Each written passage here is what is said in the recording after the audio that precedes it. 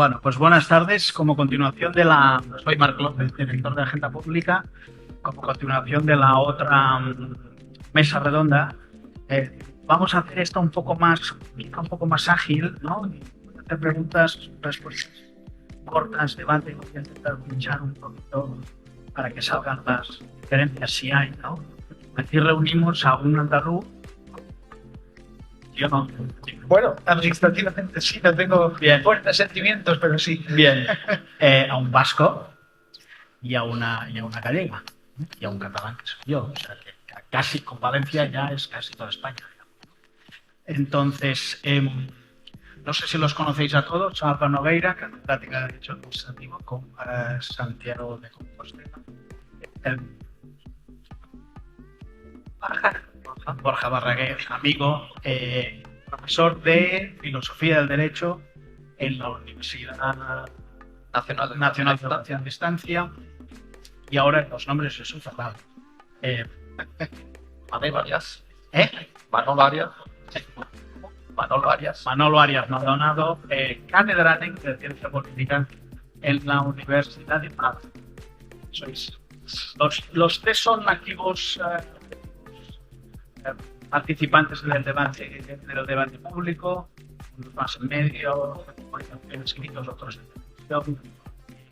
Supongo que Joan, cuando me pidió moderar esta mesa, la idea era un poco discutir sobre algunos temas.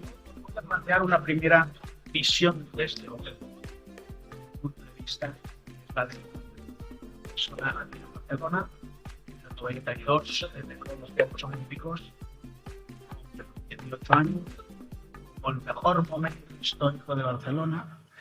Creo que el momento en que el Estado, el gobierno central en aquel momento, más apoyó, ¿no?, a Barcelona, y el momento en el que creo, hay mucha gente aquí que sabe mucho más que yo, Barcelona y España fueron capaces de venderse, ¿no?, o de explicarse al mundo de la mejor manera que se ha hecho nunca. Estoy hablando de cuando tenía 18 años, de 48, hace 30 años de esto. No sé si podemos decir que hoy esto sería imposible de la misma. Otra anécdota. Como jefe de gabinete del Recuento de Cataluña, presidente del Consejero de la Generalitat, cuando era jefe de gabinete del Consejero de la Generalitat, el Parlamento de Cataluña decidió aprobar un estatuto sin el acuerdo del PP. Y mandamos al Congreso y bastante o algo así, ¿no? Bueno, entonces, lo pongo como elemento, ¿no? ¿Es posible hoy en España aprobar un estatuto de autonomía sin el acuerdo de una de las dos grandes formaciones políticas que hay en España? Bueno, me parece que es un tema que se responder todos los demás, ¿no? Andalucía creo que en el mismo momento aprobó también una reforma del estatuto de autonomía y se aprobó. No, pero había acuerdo entre los dos grandes políticos en Andalucía. Bueno, me quedaría aquí. Hay una tercera, pero la dejo para después. No sé si queréis... yo lo viví así.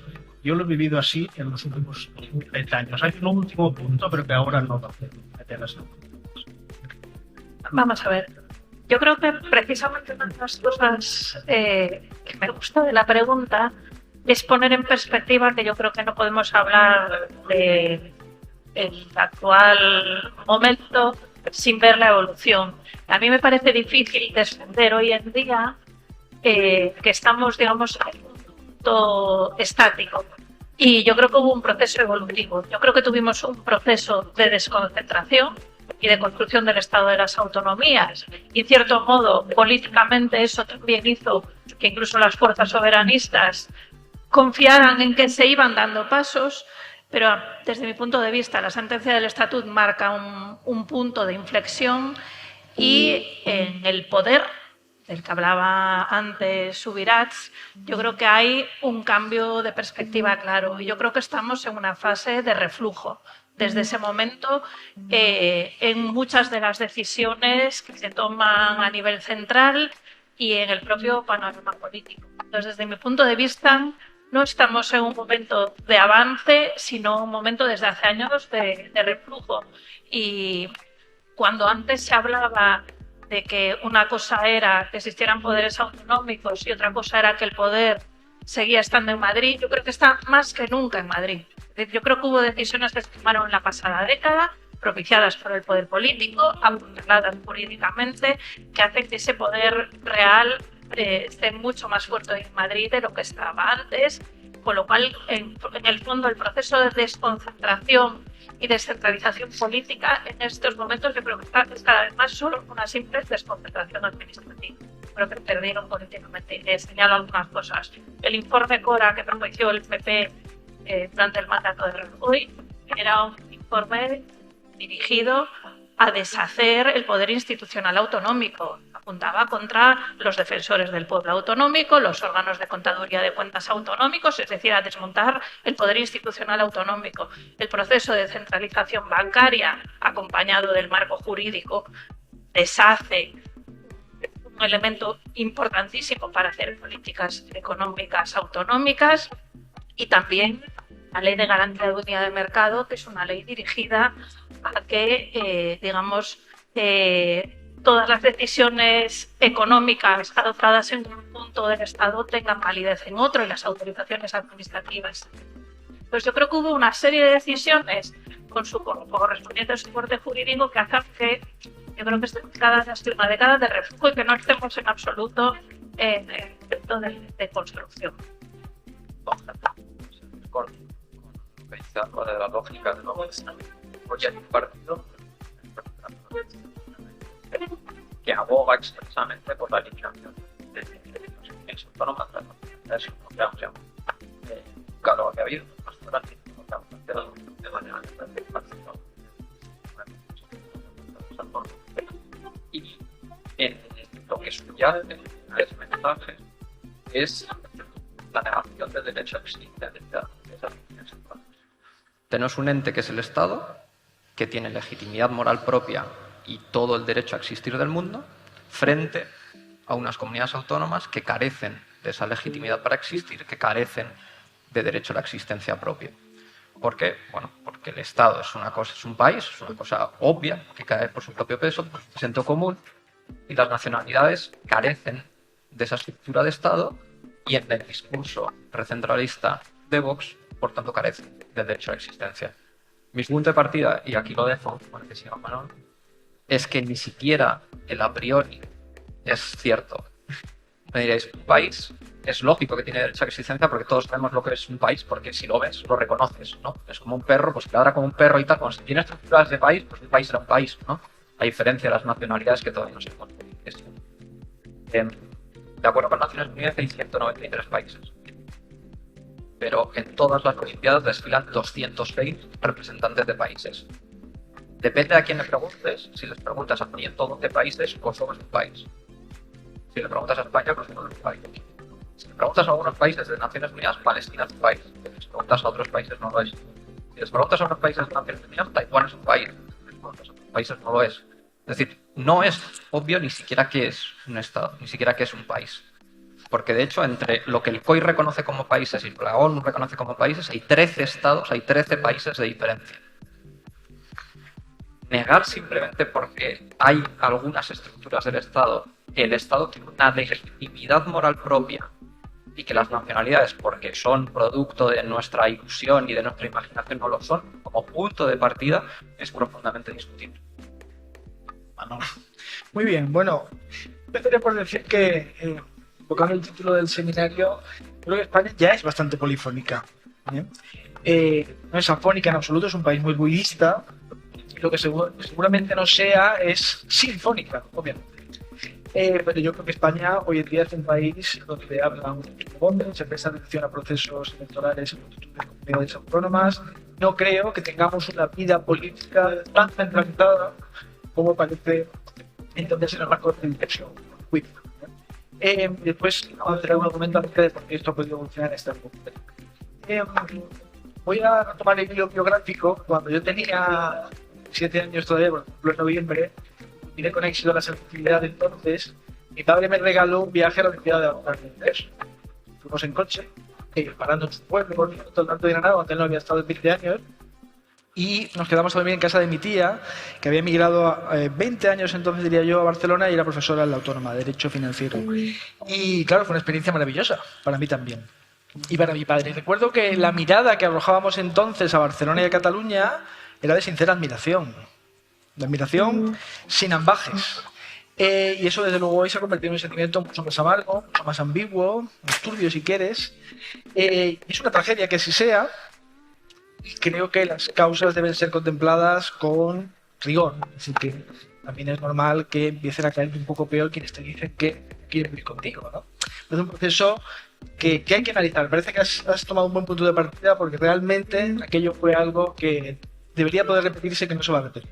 Pero yo creo, en mi juicio, el momento en el que estamos es un momento de agotamiento del proceso de extracción selectiva unilateral protagonizada por las nacionalidades históricas.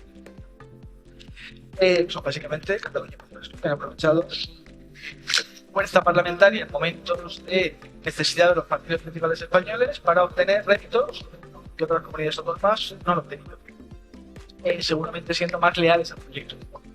Creo que la deformación grotesca de esa lógica se produce cuando emergen las plataformas provinciales, que lo que tratan es de imitar el éxito de esos partidos nacionalistas a la hora de obtener recursos. Teruel existe, quizá Jaén ahora las elecciones autonómicas andaluzas y lo que venga.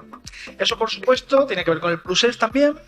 El procés produce una reacción antiautonomista al que Vox pone voz, valga la fonía, aunque no estoy tan seguro de que cuando miramos las encuestas de opinión esto se refleje en lo que los españoles, ni siquiera los votantes de Vox, piensan. Acabar con las autonomías me parece un exceso por parte de los líderes de Vox en relación con su base electoral. Pero creo que es una reacción más visceral a lo que se percibe como un exceso del proceso económico o un desorden del proceso económico que conduce al procés, que es percibido obviamente un momento de gran gravedad en el marco de la historia democrática española. Entonces, a mí lo que me parece es que pecamos de seguir viendo el proceso autonómico como algo necesariamente cinético, que tiene que siempre por delante, siempre continuar, siempre traducirse en mayor función de poder del centro a las autonomías.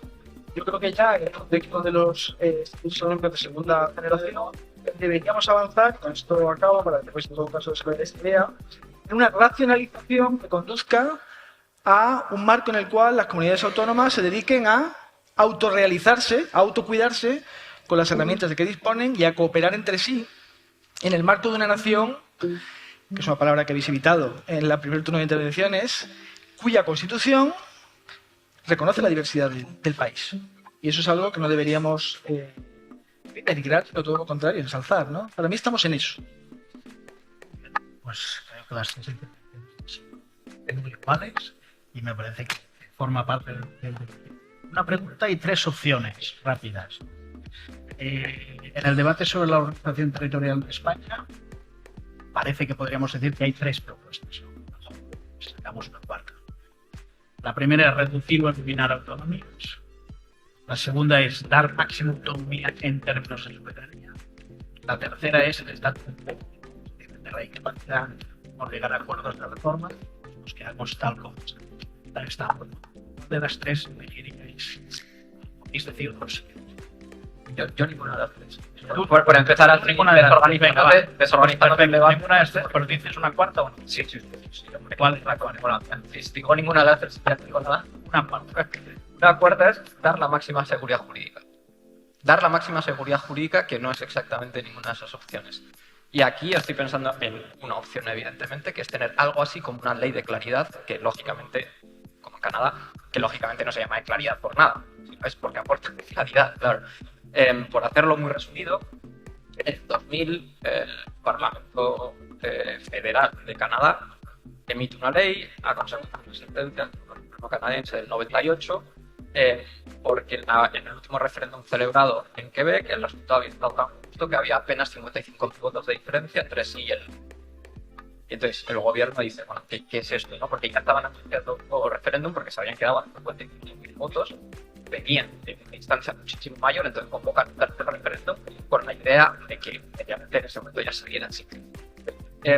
Y con esto de claridad, porque esta es la mesa política, no la social convencional. ¿Vale? Con tal de claridad de este tipo, yo creo que es uno de los problemas entre la técnica y el político.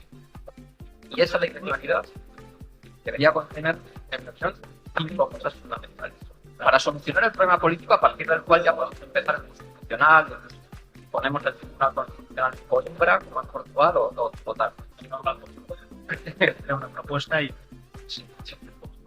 Es, ¿quién puede votar en un referéndum?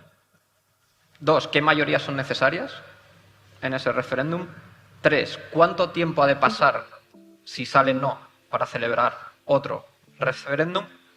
¿Cómo se organizan los derechos y deberes de 2 comunidades? Y cito la sentencia del tribunal canadiense que dice: conciliar los derechos distintos y obligaciones de 2 mayorías legítimas, la de la población de Quebec, en este caso, la de Canadá en su conjunto, 2 mayorías, sentidos distintos, pero ambas igual de legítimas. Y eso, porque lógicamente todo lo que está ocurriendo tiene un elefante en la habitación, que es el Cataluña, ¿no? Daría una seguridad jurídica a partir de la cual creo que se sientan algunas bases para empezar a hablar de si nos llevamos a algunas instituciones como el Senado a otros sitios que no. Pero hasta que no tengamos el problema político solucionado, creo que lo demás es empezar a cazar por el tejado. O sea, es como seguir haciendo el federalismo. Voy a poner una metáfora un poco. Es como seguir haciendo el amor con su pareja, pero sin regar el amor, ¿no? O sea, el federalismo lo hacemos en España, pero no lo regamos. Entonces, pues igual de tanto hacerlo, algún día se nos basta, porque no, ¿sabes? No hemos pensado mucho sobre ello, no hemos debatido mucho sobre ello. Y creo que sentar las bases y sentar una claridad respecto de cuál es el proceso para el que alguna comunidad autónoma quiera ejercer su derecho de autodeterminación es fundamental para poder seguir hablando de estas cosas. Alba, te recuerdo las 3. Es que tampoco me gustaba ninguna de las No te tres. gusta. Venga. Sí, porque yo creo que... ¿Hay una cuarta? Bueno, es que yo creo que algunas de las que planteas me parece que no son reales, que para lo que partía al principio. Yo creo que el status quo no es de reconocimiento de esa plurinacionalidad y esa pluriculturalidad. El Estatuto Básico del Empleado Público dice que las administraciones deben seleccionar empleados públicos en las comunidades autónomas que tengan empleos oficiales con plena capacitación lingüística. Con reto a buscar una sola convocatoria de la Administración General del Estado para los empleados públicos en Valencia, en Cataluña, en Galicia o Euskadi, donde haya no existe. A mí hace un mes la Agencia Tributaria me devolvió una de reclamación a la oficina de Santiago porque estaba dividida en gallego y la oficina de reclamaciones parece que es en Madrid. Entonces, esa realidad que tenemos, yo creo que hay una buena parte de la población española que es inmune a ella porque no la ve.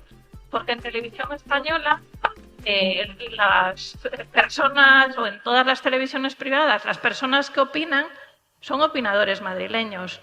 Porque nunca oyes a un cantante hablando en catalán o en gallego, porque nunca escuchas otras voces que existen en el Estado. Y yo creo que esa falta de construcción de un relato de que tenemos un Estado diverso, y yo creo que una buena parte de los ciudadanos que no viven en ese 40% de la población, que tenemos otras lenguas, otras culturas, etcétera, pues lo que nos entera de que eso está ahí. Y después yo creo que hay un proceso también, y por eso me sorprende muchísimo lo que decía antes Manolo, de la lógica extractiva de algunas comunidades autónomas. Creo que el informe de Libia que leímos antes, vemos que si queremos hablar de lógica extractiva, no hay nadie más beneficiado en estas últimas décadas o 15 años de los movimientos políticos, económicos y jurídicos que la comunidad autónoma madrileña y capital.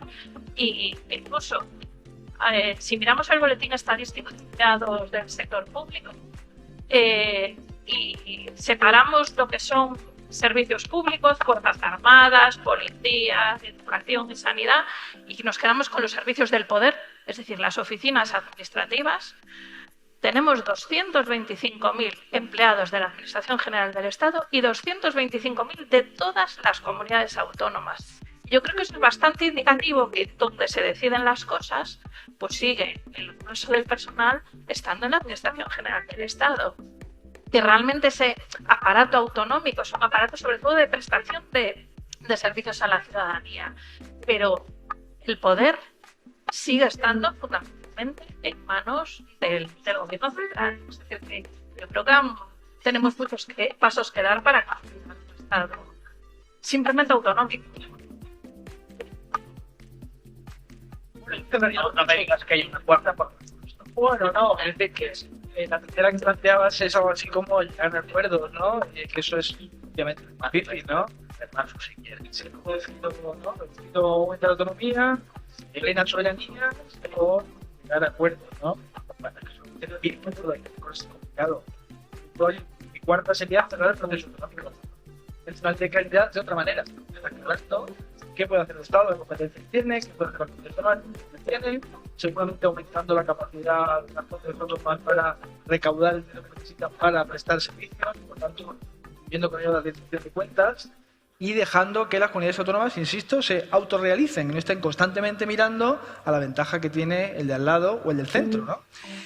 A mí negar que ha habido una lógica extractiva en las fuerzas políticas catalanas y vascas me parece difícil, la verdad, porque es que hay una anomalía en la configuración política española. Tenemos un parlamento que representa a los ciudadanos españoles en tanto que nacionales de España, pero tenemos a un tercio de fuerzas políticas dentro del parlamento que son partidos de base territorial.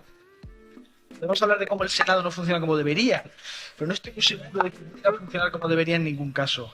Y realmente eso crea incentivo ¿para qué? Para que el resto de comunidades autónomas o fuerzas provinciales se autorrepresenten como fuerzas de base territorial y sigan tratando de extraer recursos al Estado a través de la negociación con el gobierno de turno.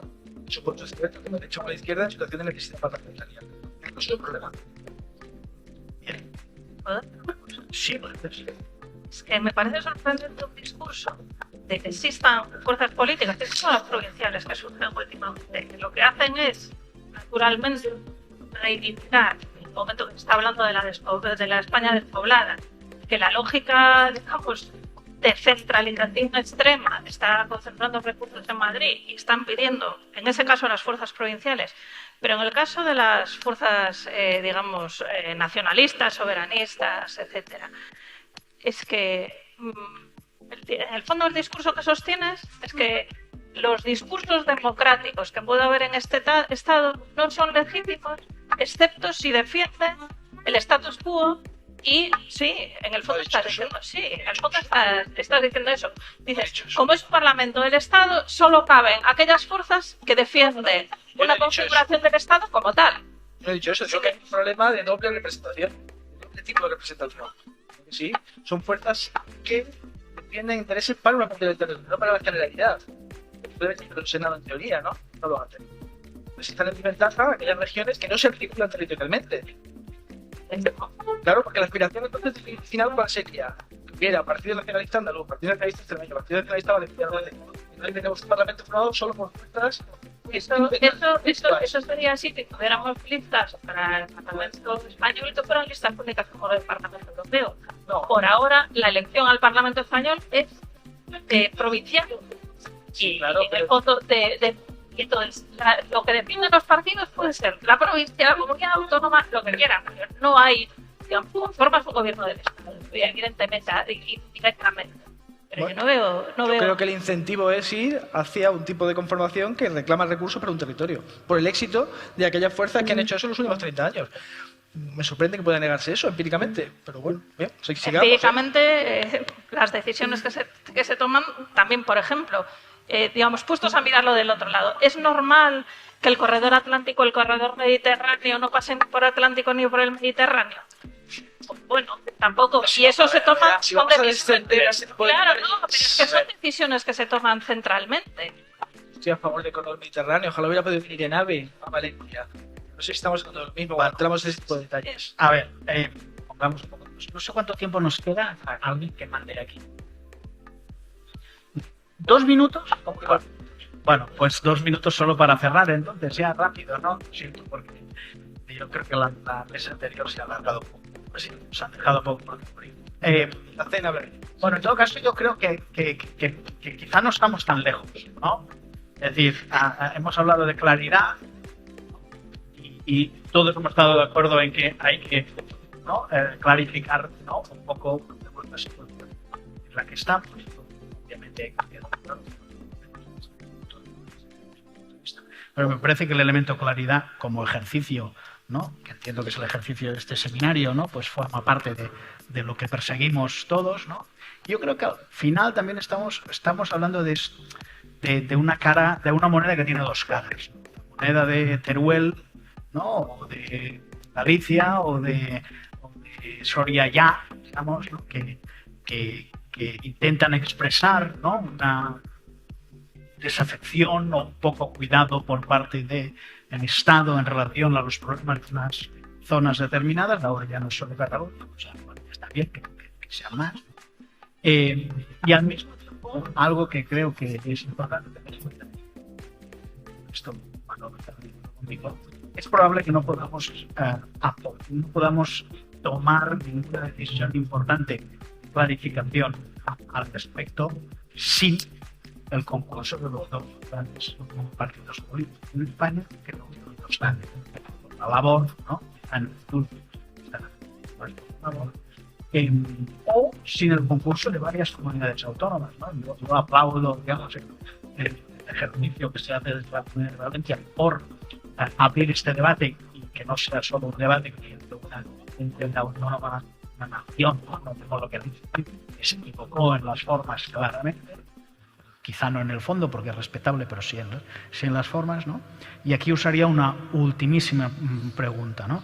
¿Estamos hoy más o menos cerca de la posibilidad de que los 2 grandes partidos se pongan de acuerdo en, o, digámoslo de otra forma, y rápido, porque me he comido un minuto?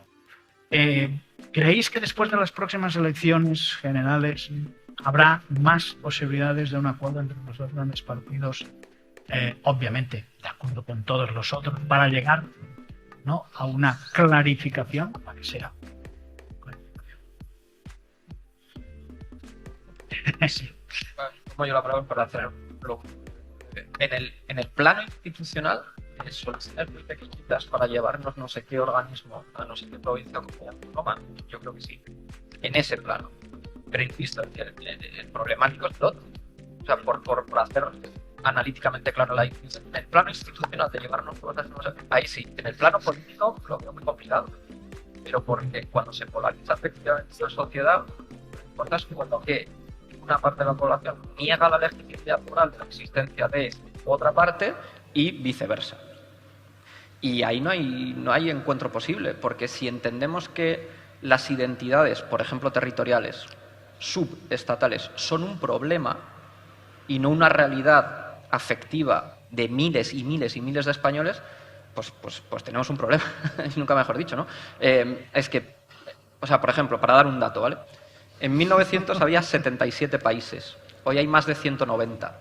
El hecho de que haya cada vez, y en 1980 había 170, hoy hay 196, y seguramente son más, simplemente que el Consejo de Seguridad bloquea la posibilidad del reconocimiento de nuevas naciones, porque el problema no lo tiene solo España con Kosovo, lo tiene China, lo tiene Rusia, y por tanto no se declaran nuevos países sencillamente porque se producen bloqueos que lo impiden, pero que de facto funcionan como países.